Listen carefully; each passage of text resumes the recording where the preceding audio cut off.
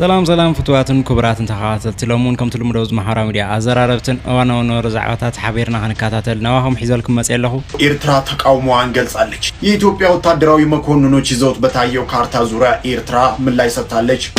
ጀነራሉ በጠላቶቻችን ሴራ ያጣነውን የባህር በር ለማግኘት ያሁኑ ትውልድ ራሱን ዝግጁ እንዲያደርግም ጥብቅ የተባለ ጥሪን በዚህ ሰዓት አስተላልፈዋል። ትግራይ ኮይነሲ ኢየሱስ አማን ኮነ ይከ ዋይ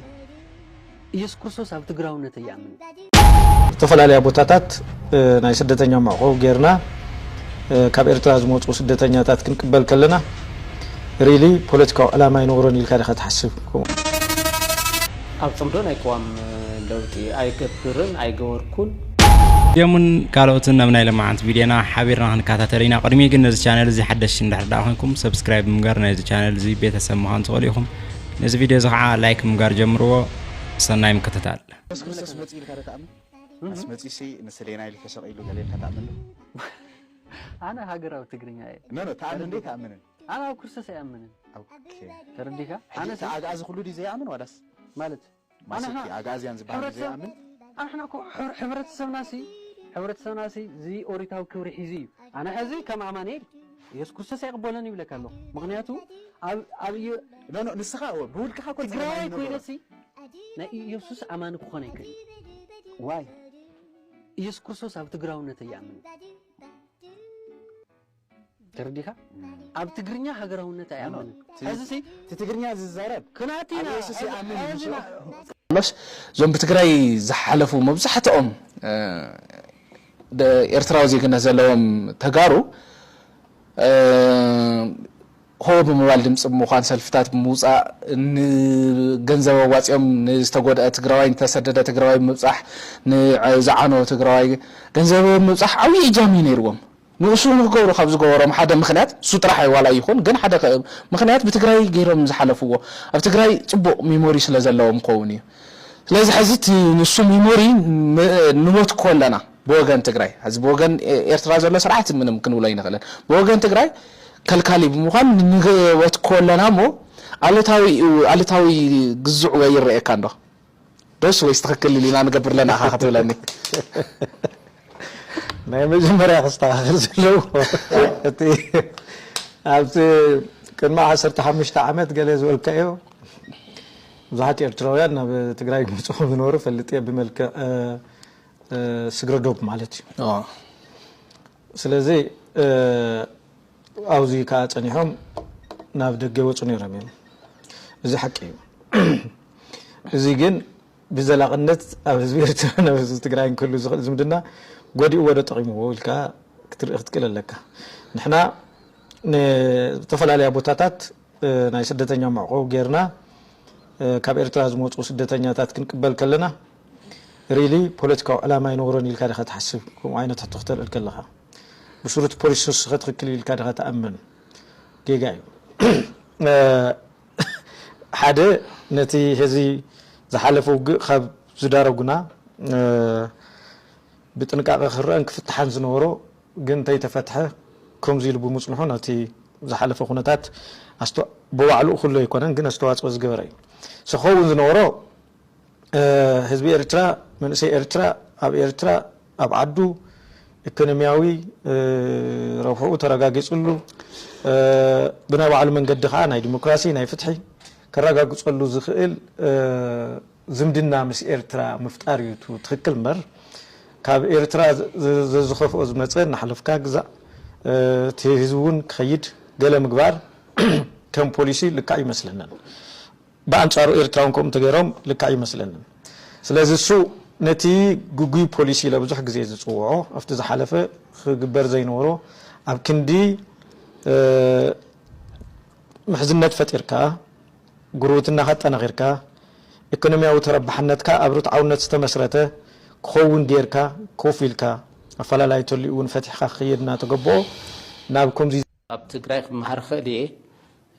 زمهارلو كنا تنتحرزي هاللي خاء مهارلو نابز الخوابت خير خليه لا أبنت لا أوروميا خير خليه كاوت عجنا أبزخونه هنا بوليتيكا من كسكاس كم ليس ساتفون نعرسيون كان سلزاته ناتي متكلزي الجنرال طارق علي جيتا تشوردان يغريت ازبر قال مخنات كاي نوم طرح يكونن تي قرتا تي أقرار باشواتون كروب ناجورو سل اللي تقوم دويك على السوشيال ميديا سل زرق عمر أنا أبكيد قال شيء 15 عام مدخل قال اسكله أبكيد قال شيء استفلا له سبات كقيم خلي معناته استقيم خمسة لون يفلته مغنياتون ناي بوليتيكا ودب دقافس لازخونكو ناي قدر خمسة عينت سوات كليو تثبيت جباري سو أفتي زرع برس زولكو أبز حلفو ناي 15 عامتات ناي كارس قعزو أول كاوي هيوتهم أول كاو سبنهم زقيم كوم نجار انت حاليو يقرأ تاخبل يدليب صوت غازيتኛ ለማንየም ለአብነት ገለይ ለአብነት ጻድቃ ጀነራል ጻድቃን ጌታቸው ገለይ ለኩሉ ኦኬ ዶክተር ደጀን ከይሉ ዶክተር ደጀንን ጀነራል ወደንጥሩን አይምልከትን ይላል ናይ ባዕለይ ምክንያት ስለዘለን ማለት እዩ ሶ ለጌታቸው ለጀነራል ጻድቃን ለዶክተር ደብረጽዮን ለተጋዳሊት ፈትለወርቅ መንጀሪኖ ለዓለም ገለይለ ከም አብነት ጠቅሴ ለኩሎም ይገንዘ ሶ ትግርኛ እዚ ለኩሉ ኣብ ልዕለይ ቂም ዘሎ ብሙሉ ኣብዚ ኸይደ አክቲቪዝም ማለት እዩ ኩሉ ዝተቀየመኒ ወይ ከዓ ዝቀየምክዎ ሰብ ታልዩ ሕዙን ደጊመ የቀረታ ዝብል ኮይኑ ግን አፍቶ አነ ዝቃለሰሉ ናይ ፖለቲካ መትከል ለአምነት ጌታቸው ስለልተቃወምክዎ ነው ኢኮኖንቶ ይቀርታን ጻድቃን ንዝኸዶ ፖለቲካ ጌታቸው ንዝኸዶ ፖለቲካ አይኮንኩን ይቅረታ ዝብል ዘለዎ ፐርሰናል ለአምነት ጌታቸው ሰታይ ለተኾይነ እዚ ይቅረታ ይሕትት እዩ ምስ ፖለቲካ ስለዘይ ተሓዝ ማለት እዩ አብነት የዝብል ዘለዎ ጌታቸው ሰታይ ደ ኢኮኖን ካሊ ጉዳይ ኮይኑ ማለት እዩ ስለዚህ ይቅረታ أنا أجينس ناتاتهم بوليتيكا زغوركو مقلاس زيكونس نيتي بيرسونال لايفهم كوت مش كوت غيره ويكا تايسم غيره زقيمكم تحديو طرحي بزي كلير كون زلو انا ابزغوركو قالسي بتاع حبوني يخرعلي تاريخ عيو نسحاوني بالليل بتاع زخرعلو سلازخونه مالتي اي نسحان سو مستحز اللوم ناي بوليتيكا سلفي زتحز زيكونس مس personality زغوركو ጌጋታ ታልዩ እዩ ንኹሉ እዩ ዝፈልጦምን ዘይፈልጦምን አነ خرش ስለዚህ ንኹሉ ጀነራሉ በጠላቶቻችን ሴራ ያጣነውን የባህር በር ለማግኘት ያሁኑ ትውልድ ራሱን ዝግጁ እንዲያደርግም ጥብቅ የተባለ ጥሪን በዚህ ሰዓት አስተላልፈዋል። እኚህ የምትመለከቷቸው ሜጀር ጀነራል ተሾመ ገመቹ ናቸው። ታዲያ አሁን ላይ በጠላቶቻችን ሴራ የባህር በር አተናል፣ ይሄንን ለማስመለስ ደግሞ ይህ ትውልድ ዝግጁ ሊሆን ይገባል ሲሉ መልእክታቸውን አስተላልፈዋል። በመከላከያ ሚኒስቴር የውጭ ግንኙነትና ወታደራዊ ትብብር ዋና ዳይሬክቶሬት ሜጀር ጀነራል ተሾመ ገመቹ ኢትዮጵያ ስትፈጠር ጀምሮ ከባህር በር ጋር ስለመፈጠሯ ምስክር የማያስፈልገው ፀሐይ የሞቀው እውነት እንደሆነ ኢትዮጵያውያንም ሆነ ዓለም የሚያውቀው ሀቅ ነው ብለዋል። ከባህር በር ጋር ተፈጥረን የኖር መሆናችንን በዓለም መድረክ አሳማኝ ማስረጃ አቅርበን የምናሸንፍበት ቁልፍ ጉዳይ በመሆኑ ሁሉም ኢትዮጵያዊ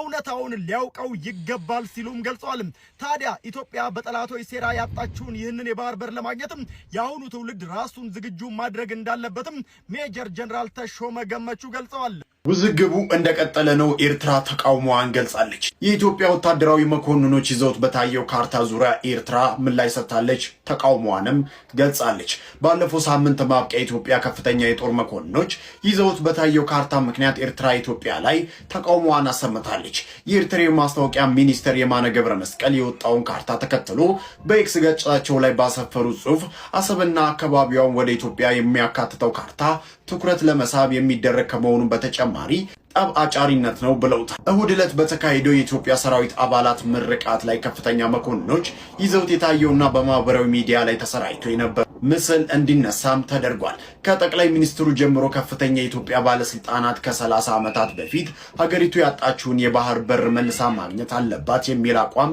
በስፋት እያራመዱ በሚገኙበት ጊዜ ነው ካርታው በወታደራዊ ምረቃ ስነ ስርዓቱ ላይ የታየው ተብሏል። የኤርትራው የማስታወቂያ ሚኒስቴር ለዚህ በሰጡት ምላሽ የኢትዮጵያ ከፍተኛ ወታደራዊ ባለስልጣናት በ2026 አዲስ ዓመት ጅማሬ ግዴለሽ ጠባጫሪነት በጦርነት አጀንዳ ተጠምደዋል ሲሉ ተቃውሟቸውንም አሰምተዋል። አቶ የማነ ይህንን የኢትዮጵያን ባለስልጣናት ፍላጎት ግዴለሽና አደገኛ በማለት ገዢው ብልጽግና ፓርቲ ሐሰተኛ መረጃን በማሰራጨት ከሰውታል። ጠቅላይ ሚኒስትር አብይ አህመድ ኢትዮጵያ ወደብ ለማግኘት ብላ በኤርትራ ላይ ጦርነት የመክፈት እቅድ የሌላት መሆኑን የገለጹ ሲሆን ነገር ግን በቀይ ባህር በኩል የባህር በር ማግኘት ግን የህልውና ጉዳይ ነው ማለታቸውም ይታወቃል ሲል የዘገበው ቢቢሲ ነው።